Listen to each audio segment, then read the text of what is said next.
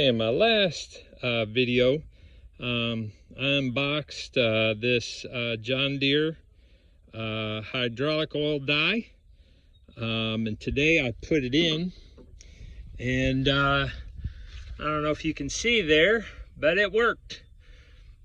I can actually see the level, so I do need to add a little bit there, but one of the things also, here's a lesson learned, something I wasn't thinking about when I unhooked the flail mower, but that I noticed would have been smart when I did that when I was hooking this back up, and that is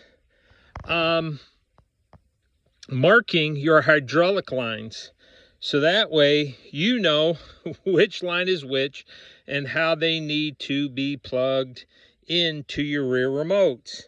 I didn't do that, and I spent about, I don't know, 5, 10, 15 minutes figuring out, okay, which one went where. And if I'd have just took like 2 minutes when I was unhooking them, wasn't thinking, I was in a hurry, and you know how it is. Oh yeah, I'll remember. Yeah, no, you don't. It would have just taken like a little bit of paint, or like some twist ties or some string or something, and just color coded these, which is which in the order that it goes in, into the rear remote, so that way makes life quicker. And also another thing that I learned, and I didn't take a video of this because I really wasn't thinking about it.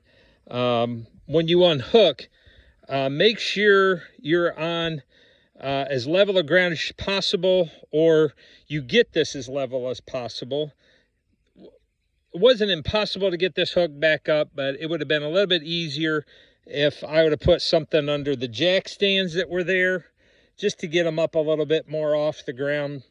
It was easy to unhook. Back, hooking it back up a little bit different, because there's just a little bit of knoll where I put this that I didn't realize till I went to hook it back up. Again, wasn't a big issue, but I like things easy. So anyway, just, a thing there, mark your hydraulic lines, so that way, hey, especially if you're not unhooking a lot, hey, it's a good idea. That way, hey, this goes to these remotes, these two go to that remote, these lines, this hydraulic cylinder, this other one, that one. You don't have to trace it all the way back. And if you've got a sight glass like I do, which I still hate, I still wish that they would have just put in a dipstick, I highly recommend this hydraulic oil dye, so that way you can see clearly in that little bitty window right there. I wish that also was a little bit bigger. A guy that I know that actually I'm renting his house while my house is being rebuilt, he's got a John Deere, and same kind of setup as far as the hydraulic oil, but the position of the glass is in the left lower corner instead of the right hand corner. It's bigger, and also the cover flips up. I wish that was something that TYM had, or offered that option, to where the cover there, you could flip it up out of the way when you're hooking stuff up or you're looking at your sight glass. Anyway, I hope that is a help to you. Again, just stuff, hey, learning as you go. I'm learning as I go, because some of this stuff, again, it's either been years since I've done it, or honestly, I've never had anything to where ever had this many hydraulic lines to hook up. Honestly, I can't remember actually anything that we had that we unhooked hydraulic lines that much on at all. If we did, it was just, we only had one remote, didn't have two. So again, just stuff to, that I'm learn from my mistakes.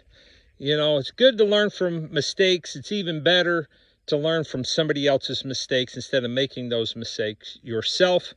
Another thing, you know, when you unhook or anything, or you're changing, make sure you count your holes, because this thing, I love it, has these nice easy adjustments instead of the turnbuckles, man, which I remember, oh, with horror I had on the tractors when I was a kid. You had to, if you wanted to change the position of your your 3-point hitch to the right or to the left, oh man, crank, crank, crank. Here it's so much easier. You got these holes and you can just count the holes. Like, hey, pin goes in hole number 6, you know, hole number 5, hole number 3, whatever. A lot easier. But again, remember, when you get everything set up, mark it down, write it down, keep a little notebook, you know, with your tractor on stuff like that. It'll save you a lot of time in the long run. So anyway, hey, God bless you. Again, another report here on my lessons learned on the TYM 4820CH and on the Ironcraft FRF 165 flail mower. And as I learn more and have more to share, I'll be posting more videos. But yeah, this has been a real blessing to me already. You know, with doing some mowing out here at the rental place, and then also over there on the farm at our house, and also in cleanup. So having this bucket here made it a lot easier to get stuff out and dump it in the dumpster. So God bless.